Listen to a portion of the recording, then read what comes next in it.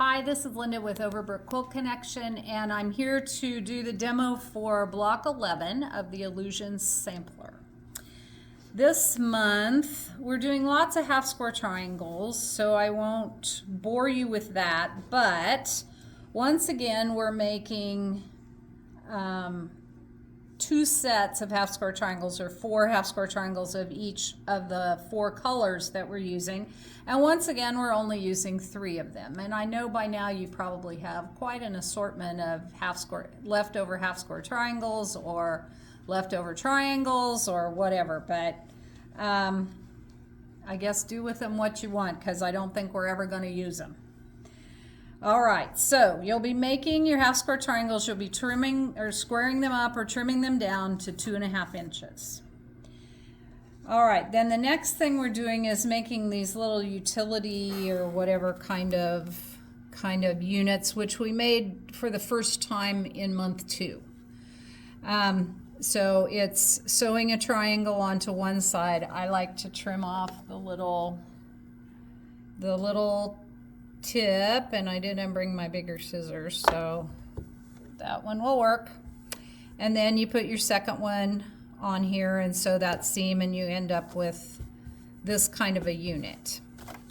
All right, we will be matching that to a yellow triangle. And usually I like to put my outside edges together, but in this case, the way I sewed it anyway with my seam allowance, the yellow triangle ended up just a little bit bigger than the other triangle.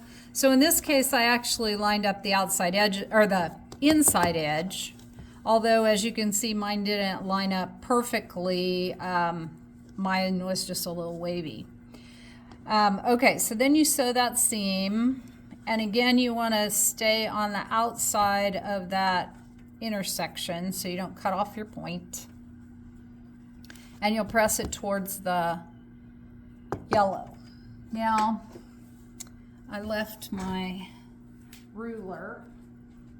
All right, when I squared this up, since the yellow was a little bit bigger than anything else, I actually, when I put my ruler on, I made sure that I was on the seam, and as you can see, it's pretty, I mean, I have just a tiny bit to trim off, but most of what I'm trimming off is on this yellow.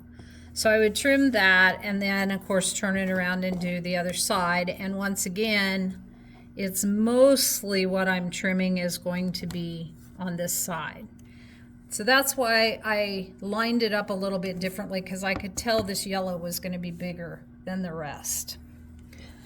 Once we have that unit assembled and trimmed to 4.5 inches, then we're going to make these units, and that's accomplished by sewing a rectangle to one side, and then the half square triangles that you put in a set of 3 on top. Let me finish making, we're going to need a total of these 4, well, let me show you the units that we're making. We're making 4 of them in the blue, the multi, the purple, and the red.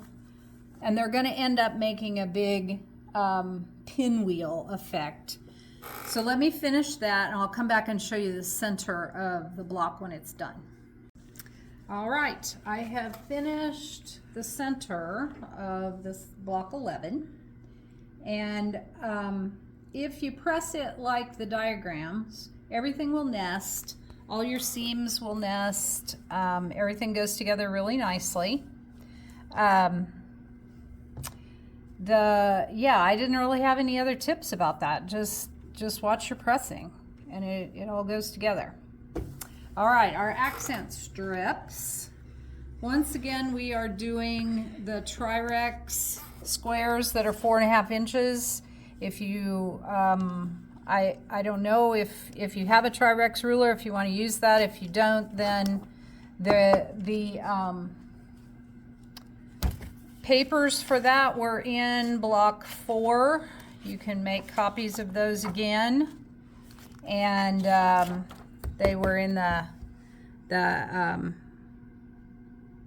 they were when we did block 4, and we're putting them together exactly the same way. So if you need to refer back to the paper piecing instructions on that, rewatch the block 4 video. And then we are putting them together again to where the grays are making bands in between the pointed pieces. So we'll make 4 of those, and then of course you still have the one that's separate for your separate accent. All right. Our last accent strip is all pinwheels. And how they instruct you to do it is do all the half square triangles, and they instruct you to put them into rows. Instead of constructing each pinwheel separately, they have you do one whole row and the second whole row.